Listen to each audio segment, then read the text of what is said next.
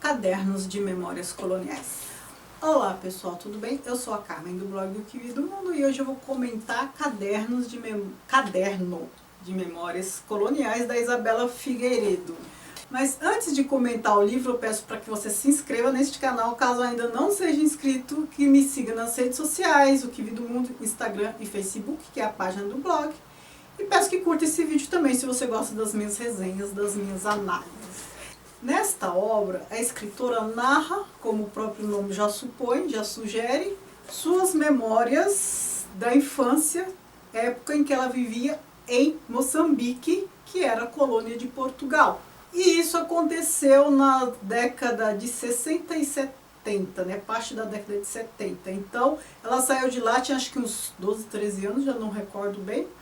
E ela passou a infância lá até a pré-adolescência. Pré-adolescência ela foi para Portugal. Ela foi para Portugal quando?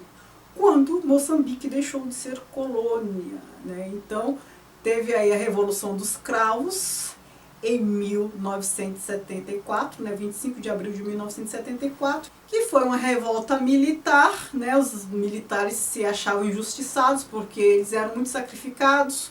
Com todas as guerrilhas de independência nas colônias, eles se sentiam pouco valorizados em Portugal, e, enfim, eles fizeram essa revolta e a partir de então as colônias foram liberadas, enfim, mudou-se o regime de Portugal e tal. Falei mais sobre isso naquele vídeo do Saramago, o que esperar de Saramago, eu conto melhor este episódio aí da história de Portugal.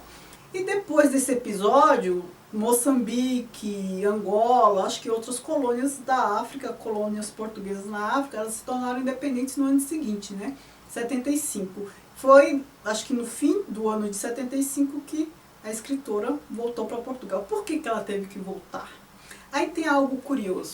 Ela teve que voltar porque os portugueses lá eram expulsos, então eram maltratados. Pensem na vingança dos locais, toda a população negra que era tratada como inferior, né, muitos em regime assim, quase de escravidão, um regime servil indigno, por europeus que tomaram a terra deles e se tornaram senhores. Aí, com essa independência, com essa liberação, eles, os africanos, estou falando africanos de modo geral, porque isso aconteceu em vários países da África, eles retomaram, foi uma espécie de reintegração de posse, só que não por meio de uma ação judicial, mas eles se tornaram novamente, se sentiram pelo menos, os proprietários das terras, e aí começaram a expulsar portugueses. E aí a gente pode pensar, olha, por que isso não aconteceu no Brasil?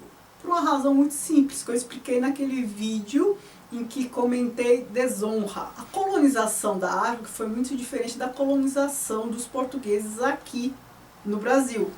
Lá na África, os africanos eram os donos da terra e o europeu ia lá, se tornavam senhores, mas de maneira indevida, imprópria. Aqui no Brasil, quem eram os donos da terra? Eram africanos? Não. Eram os indígenas, mas esses foram dizimados, certo? Restaram poucos. Havia africanos aqui? Havia, mas não era a terra de africanos. Então, assim, qual é a população com a independência? Os donos da terra, em sua maioria, já haviam sido dizimados. Quem ia requerer a reintegração de posse? Na verdade, aqui o domínio continuou pós-libertação. Na África, África do Sul, foi um pouco diferente, mas nesses países de colonização portuguesa, não. Houve uma retomada, Então, assim, agora quem manda aqui somos nós. Aí quiseram até se vingar, em muitos casos, do que sofreram, todos os abusos que sofreram pelos portugueses. Os portugueses foram obrigados a voltar para Portugal, na maior parte das vezes. Poucos ficaram, os que ficaram sofreram. É por isso que ela voltou, o pai dela mandou-a de volta para Portugal, para morar com a avó e tal, e o pai e a mãe insistiram em ficar lá por mais um tempo. Contexto apresentado, agora vamos a detalhes da obra. Aqui, ela narra sua percepção de menino sobre algumas coisas. Então, assim, sexualidade. Então, toda a percepção da mulher branca em relação à sexualidade da mulher negra. Claro, os maridos brancos portugueses se envolviam com as mulheres negras e o que acontecia? Ora, a mulher negra é fácil, nós, né, mulher branca, nós somos recatadas, as mulheres negras são para isso mesmo, elas já têm um corpo favorável a isso, parará, parará.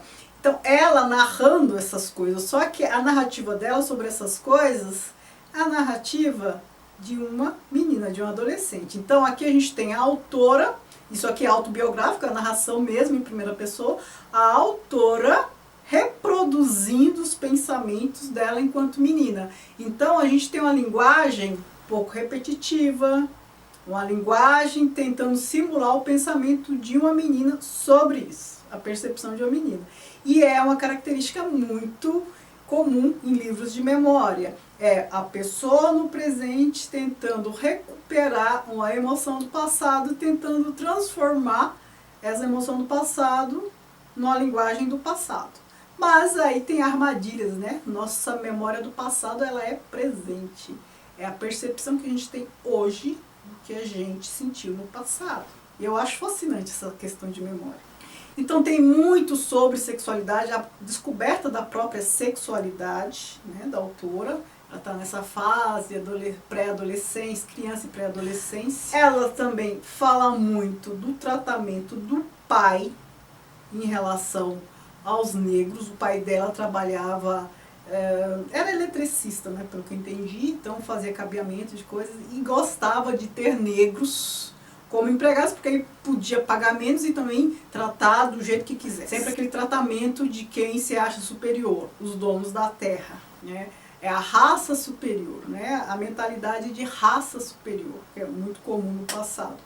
E pela percepção dessa menina muito branca, muito loura, que só se vestia de branco, né? Aqui há várias imagens dela, ela sempre era vestida de branco, para contrastar, que é também para não brincar com os negros. Ela, com sua percepção de menina, ela não aprovava o comportamento do pai, embora algumas vezes repetisse o comportamento do pai. Então tem um episódio que ela, na escola, acho que bate na menina negra. Mas ela reprovava esse comportamento. Mas percebam como é interessante o conflito que isso se instaura numa pessoa. Então, ela tem como modelo os pais, o pai, mais expressamente nesse caso, do qual ela discorda. Então é um conflito constante, porque o pai também dela é um exemplo a seguir. E mesmo quando ela discorda dele, até mesmo sem perceber, ela segue o modelo. Então ela queria se envolver com negros, não deixava. Ela não concordava com o tratamento que o pai dava, mas também não podia falar nada. Pelas memórias dela, a gente percebe que ela poderia ter muita mágoa do pai depois de adulta. Então, se a gente lê o prefácio, a gente percebe que não, ela não tem mágoa. Na verdade, ela tenta reproduzir o que ela sentia quando ela era criança, mas que depois de adulta, ela ressignificou a visão que ela tinha do pai. Mas aqui ela está representando isso, né? Essa fase da vida dela. Uma característica da narrativa aqui é o discurso indireto livre. É uma forma de narrar muito propícia para a memória. Por quê? O discurso indireto livre, a gente tem um narrador e depois a narração que era do narrador parece já fala direta de personagem.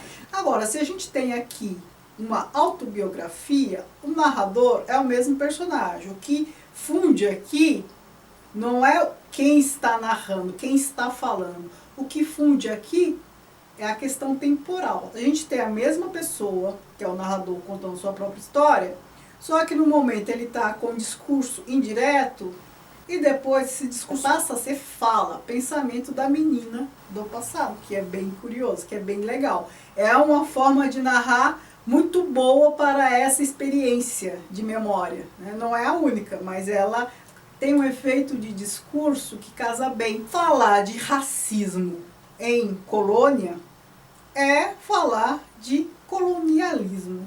Ou seja, aqui a gente tem a fusão de dois conceitos. O racismo, que é a diferença entre etnias, com hierarquia, né? Um se sente superior ao outro, mas também o eurocentrismo, que é a questão da colonização. Então o europeu se sentindo superior ao colonizado e às vezes se sente superior por conta da etnia, às vezes se sente superior simplesmente por conta do domínio, simplesmente por conta dessa pulsão por dominação. É sempre uma hierarquia indevida, um que domina e outro que é dominado.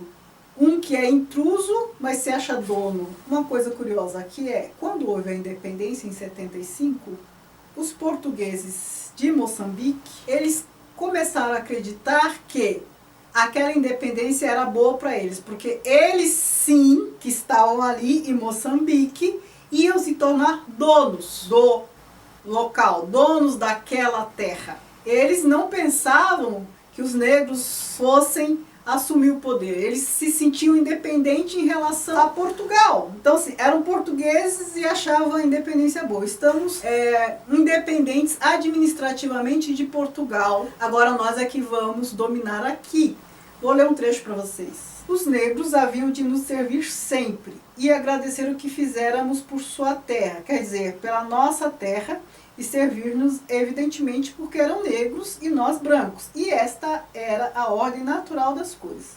Não é normal habituar os cães à coleira e trela ou abater um cabrito e assá-lo? Pois era essa a ordem do mundo.